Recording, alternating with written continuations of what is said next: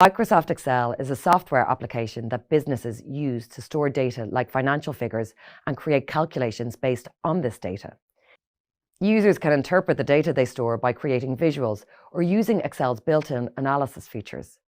They can then use the insights derived from these interpretations to inform business strategies or influence decisions. The first of these elements is the title bar. It's located at the top of the Excel window and displays the name of your file, the search option, and other essential features. The worksheet is the primary area where you can input data into cells using either the keyboard or other input devices.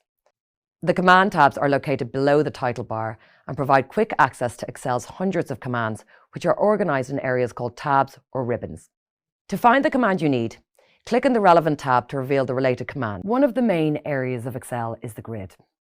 This area contains the worksheet, which is where you enter data or information. It's divided into rows and columns, and you input information into cells where a column and row intersect. Just above the worksheet is the formula bar. When you type information into a cell in the spreadsheet, it appears in both the cell and the formula bar. When you create a calculation, the result appears in the cell, while the formula that drives the result appears in the formula bar.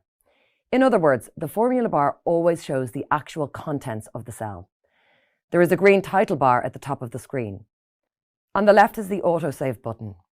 In the browser version of Excel, you can find the App Launcher button here, which you could use to access other Microsoft 365 programs.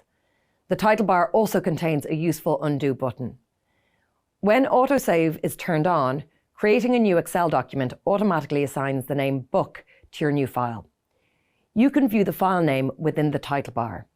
To rename a file, select the title bar and type an alternative name. File names can contain spaces and capital letters. You can also use punctuation marks. However, it is best to avoid the use of punctuation marks, as some characters are not permitted. Also, file names can contain a maximum of 255 characters, but it's recommended that you use 31 characters at most. You can select the same box to manage the location in which you store the file. To the right of the file name is the search feature. Select the search box and then select Find to open a dialog box where you can search for content like text or figures in your files. You can use the Options choice in the bottom right of the dialog box to refine and control Excel's searches. You can also search for a recent action you've applied to a cell. Next, let's explore the command tabs. The Home ribbon is the first ribbon that appears when you open a file.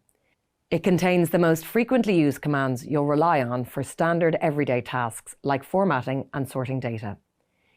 You can use the commands on the Insert ribbon to add different elements to a file like charts or comments. The Draw ribbon offers you drawing tools for marking your worksheet, while the Page Layout ribbon lets you alter the appearance of a spreadsheet when printed. The Formulas ribbon contains commands that you can use to manage more complex calculations.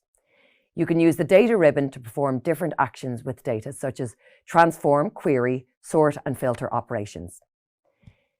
Adventure Works are expected to work with large blocks of information, and the Data ribbon's sort and filter commands are useful for these tasks. You'll mostly use the commands on the Review ribbon once you've created a spreadsheet. For example, you can use them to manage security settings or collaborate with colleagues. The View ribbon offers Excel users commands to make it easier to view large spreadsheets, such as the Freeze pane, which keeps titles visible when moving through data blocks.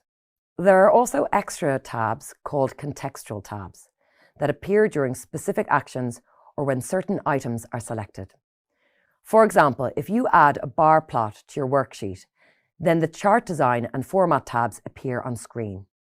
These extra tabs contain commands relevant to the tasks you're working on.